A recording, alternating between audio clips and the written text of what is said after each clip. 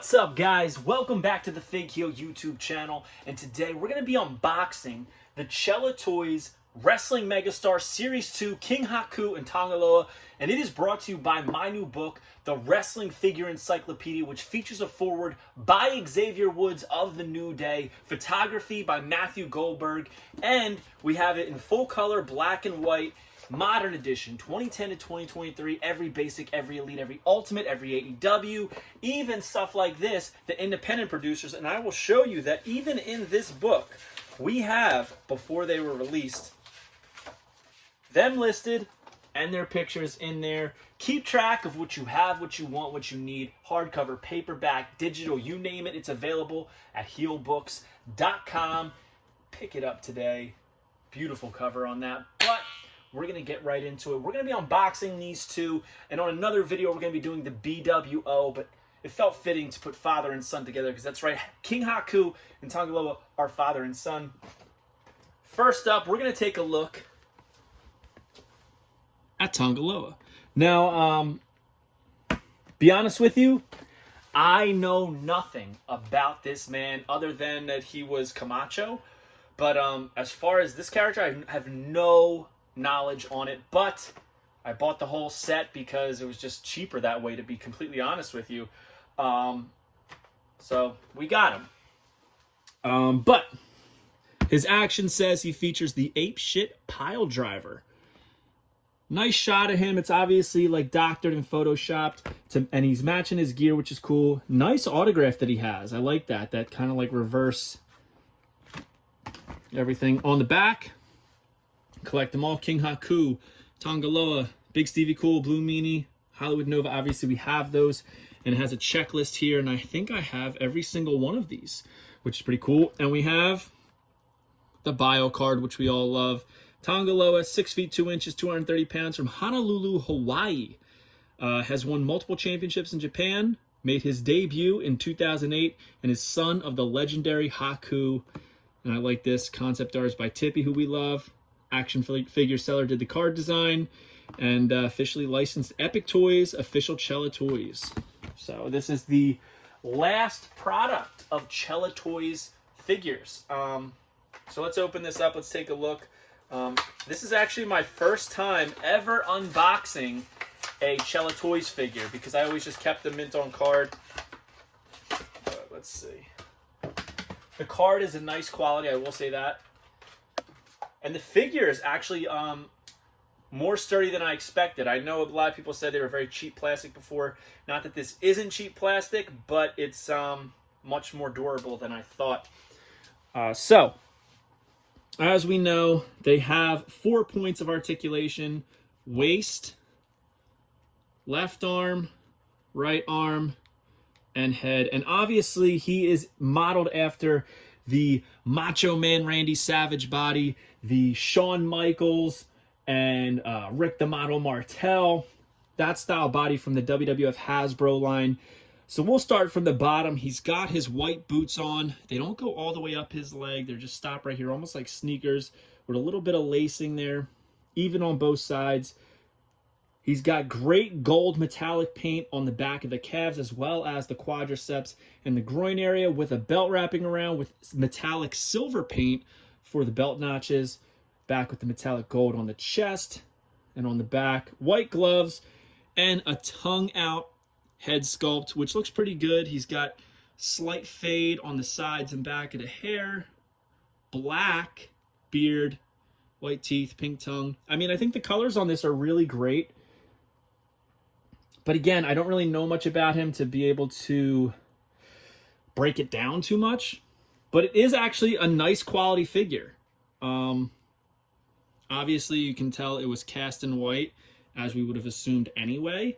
There are no copyright markings on this, on the rear, on the boots, nothing, which is okay. We don't need that, right? But if I were to produce figures, I would want the copyright stamp on there. Funny fact about copyright stamps: as a kid, when I would go to farmers markets and stuff like that, flea markets, to pick up figures, sometimes I didn't know what they were. They would be from like the 70s or 80s, and I always relied on that copyright stamp to help me piece it together what it was. And But things like this are more aimed at collectors. I don't think you're really going to be finding a Chella Toys Tangaloa at the flea market. But very nicely done, actually.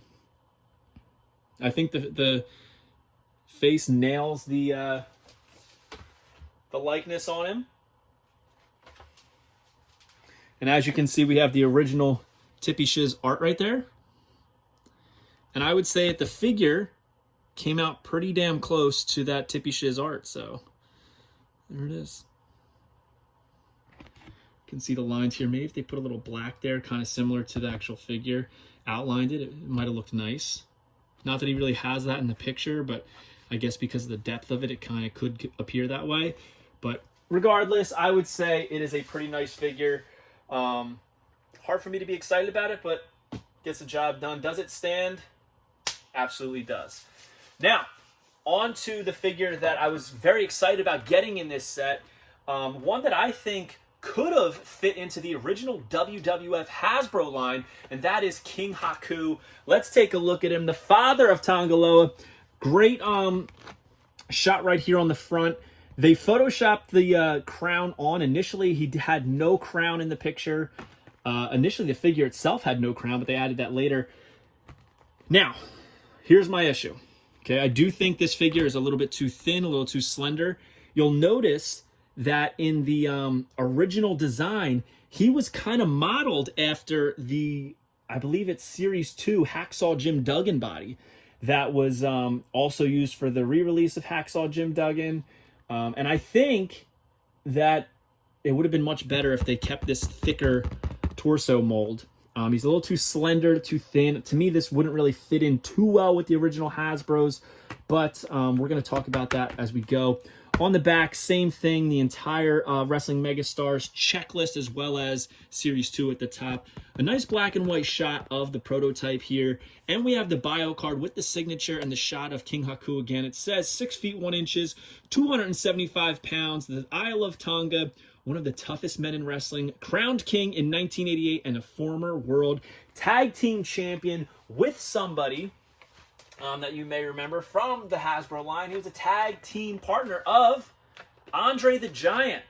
One thing I will say about these, which kind of led me to opening these up, I'm not a fan of the bubble on the Chella toys or Epic toys, I guess I should say. That rectangular bubble, I don't like that. I understand why they did it. They had some falling off with the atom bomb and everything like that.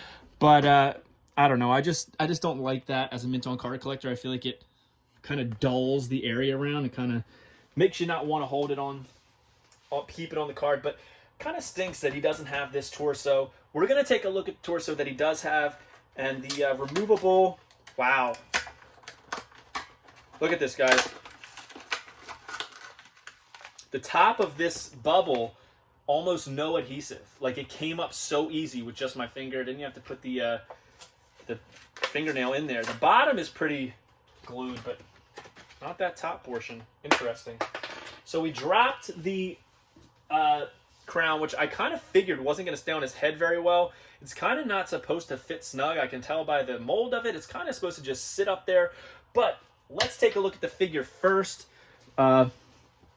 Yeah, I really wish he had a wider torso. I think it would have made this so much better. But we'll start from the bottom. He's barefoot, which is really nice. You know, we've only gotten a few barefoot Hasbros in the original line. Yokozuna, the Head Shrinkers, Superfly Jimmy Snuka, and I'm not sure if I'm missing any, but he would have fit right in that realm. He's got the white ankle tape here, but the black foot tape, which is really cool. I love the purple on these tights, I guess you'd call them. You can see that it's got molded knee pads underneath with the gold metallic crown on the side here and the gold metallic crown right there above below the waist. He's super ripped, right? He's got a six-pack there, jacked pecs, white wrist tape, middle finger tape here, but he does have that chopping hand, which I think is really nice. Put that up a little bit. A good head sculpt. It really does look like Ming, looks like Haku, you know what I mean? Not great detail in the hair. And if you look, you'll see it's almost like they just drew squiggly lines for his hair. I don't know. Some of it's molded, some of it's not. Like up here you can see. It's just like literally just lines. Doesn't look good, you know, close up. But let's be honest, we're going to be putting the crown on, right? Let's take a look at this crown. It's very King Harley Race-esque.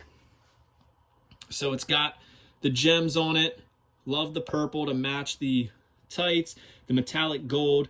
But one thing I noticed is, like, look, it's molded to his hair, and it's not hollow enough where you can just try and push it down as much as you can, similar to Jack's BCA, Jerry the King Lawler. This is kind of meant to go a specific depth and pretty much honestly just stay there, which kind of isn't my favorite. Like, even now, like, this thing doesn't stay on the head.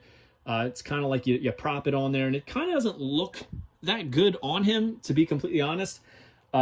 I think the figure itself looks better without the crown, but you're not going to display it without it. So it is King Haku. He's got the crowns there. You got to have him with the crown on, right? Not my favorite figures, to be honest with you. I mean, this gets a job done. Like I said, I don't really know much about him, but Haku, I had high hopes for. A little disappointed. That thicker, wider torso, you know, like I said, that they used on Hacksaw Jim Duggan, I feel like would have been perfect for King Haku. But you know, beggars can't be choosers. If I only get one King Haku in my collection, I'm glad it's this one. One thing I'm noticing looking at the hands, it's almost like they're out of scale with each other. Like, this fist to me looks absolutely massive, and then this hand isn't as big. The right hand, open hand, isn't as big to me as the left. Like, the proportions of the fingers and everything are a little bit off. Molded wrist tape and ankle tape's really nice. Oh, he doesn't stand well either. He doesn't stand at all, actually. Oh, that's a problem. That's a problem. There we go. But that is really honestly a problem, because we have this crown that doesn't stay on.